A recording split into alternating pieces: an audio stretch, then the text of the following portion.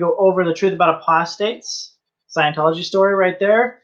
It's written by me. I'm exposing the crimes of people who attack religions. And this is chapter 6. Goes over the donations of Scientology. Here it is. There it is. All right. This is on page 20. If you have the book, if you don't, it's exposingcrimes.com. You can get your copy. Just pay for the shipping, and we'll send it out. If you do, follow along. Super great. I'll expand on it. Now let's discuss why the apostates say this is not a religion, but a greedy corporation that gets rich off of other people's money. You may agree that many religions tend to have support from the parishioners. That is how nonprofit organizations, which are also religious organizations, are structured. Many have been structured based on tithes and other ways of raising funds. You know, pass the basket around at Sunday service, mailings for fundraisers, and quote unquote, burn the mortgage efforts. Burn the mortgage efforts. Boom. Scientology's financial structure is very straightforward and similar to any of those. Well, any of the above, right? As Scientology expands, it designs and prints new promotional pieces to answer people's questions. It provides help and relief efforts to millions across all nations. And it operates facilities to service people and share with the public, right? So it's sharing its buildings, the churches, with the public, right? So that the thing is, things don't get donated to churches, right? We still have to pay for the things, right? So if you're the church down your street, still has to pay for the water, right? Still has to pay for many of the amenities that it's using, and as well as the materials that it's printing and using, right? Nothing's free in this world. Nothing is free. There's always money somewhere in it. There's always some exchange that you have to put in. The programs address human rights awareness, educational methodology, drug rehabilitation and prevention, character building, criminal reform. It even supports a mental health watchdog group that protects people from mental health abuse. All of these require funds to operate effectively. These programs and campaigns were started due to the fact that society's condition when Mr. Hubbard was alive and discovering various solutions was quite horrible. It was just getting bad, and due to these campaigns and programs supported by the church, these programs hopefully are helping, right? We can see a lot of people being helped and things are improving and life's going on, right? And we see a lot of different changes. So these programs and campaigns do not fund themselves. And that is one of the avenues that parishioners can donate money to support the cause of their choice.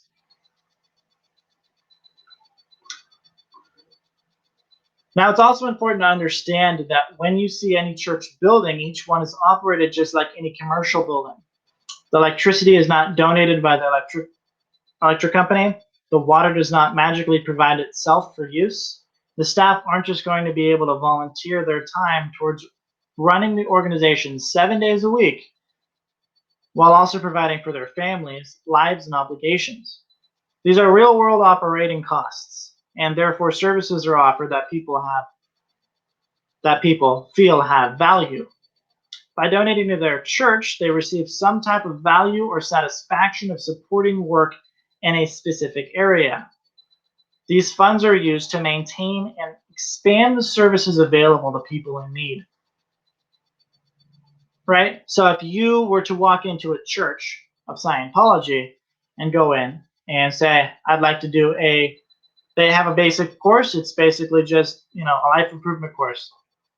You can find out how to improve your life on 10 main aspects. Walk on in there. I think it's like $50. Very inexpensive. Super helpful. I've done them all basically. Great courses. So you have to understand when you walk in, you do a course, right? You have to also pay for the staff's hours, right? Like the amount of help and support the staff's giving you through that course. You meet many on the way. You meet the person that signs you up, make sure that you have all the materials. The person that gets you through the course, meaning that helps you understand the course. If you have any questions, make sure your lessons are all good, and so on and so forth, right? So the person has to grade your lessons and correct them. And it just takes a lot. You have to pay for the paper. I mean, the whole entire organization can't run without energy being flowed to it. It just doesn't make any sense otherwise, So this leads to a simple design of how services are priced and delivered to parishioners. For any service that you are going to receive, there is a requested donation amount. The amount requested is based on what resources will be used, considering the cost of utilities, the staff hours to deliver the service or course schedule, and the production of materials to replace what was used for the fulfillment of that service you chose. Now, I do want to say that if you do have further questions on this, go ahead and reach out to me, and I can give you more information on it from Mr. Hubbard, because he does give a great description of where your donations go. Very great description that the church follows, and it's super pure and super sane. Mr. Hubbard did not want it to be greedy, money-making, did not want it to be a greedy money-making organization, and it wouldn't have ever been approved by the IRS or the U.S. Supreme Court as a bona fide religious organization. That just wouldn't have happened. Government entities are very straightforward, by the book. They are hard to trick and mess with. That is why they are so good at decision making, and official decisions are what this country needs. Mr. Hubbard's purpose for the organization was to help people, and due to his research demonstrating we are all spiritual in nature, not just physical bodies walking around, it led down the path of establishing a religion and becoming fully recognized for that around the world. Yes, there are a couple of countries that still haven't fully recognized as a religion. They'll get around to it, and some of them just won't because they don't like religion. But we continue. Also good to know is, despite the Apostates' claims, Scientology does not request donations for their mainstream services. Mainstream services, what I'm referring to there is, you walk into the church as a new person, or even a Scientologist, whichever the one, or you're just a new person, you've never heard of Scientology before, but you're super interested, or you kind of want to look at it, kind of experience it for yourself. You can do that without a donation. It's just totally fine. It's just a service. It's a service the church offers, which is super great. Scientology does not request donations for their mainstream services. These services include, but not limited to, meaning that there may be more services that the church adds on occasion.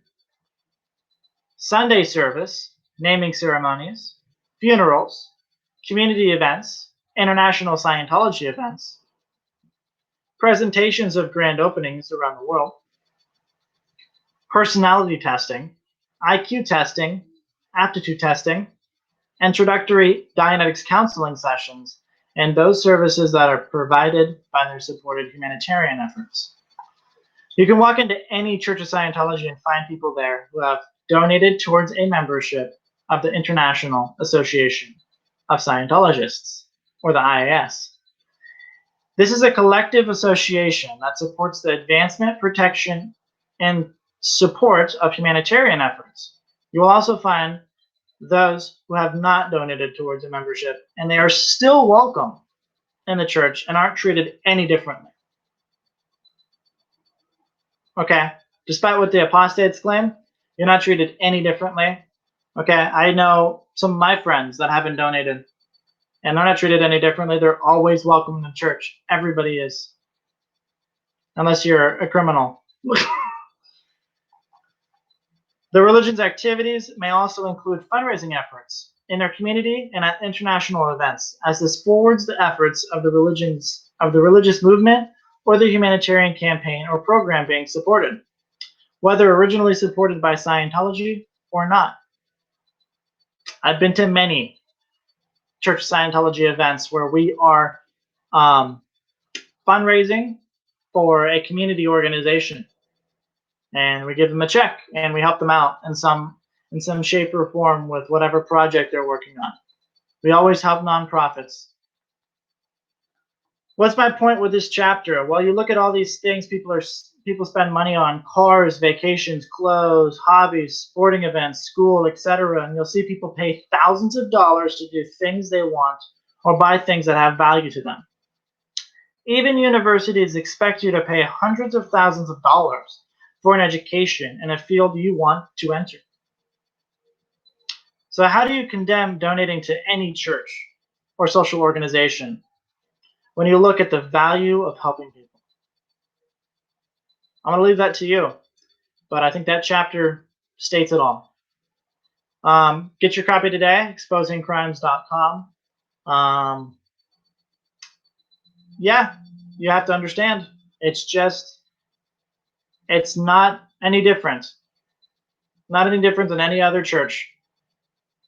Okay, thank you. We're going to go on to chapter 7 the next time.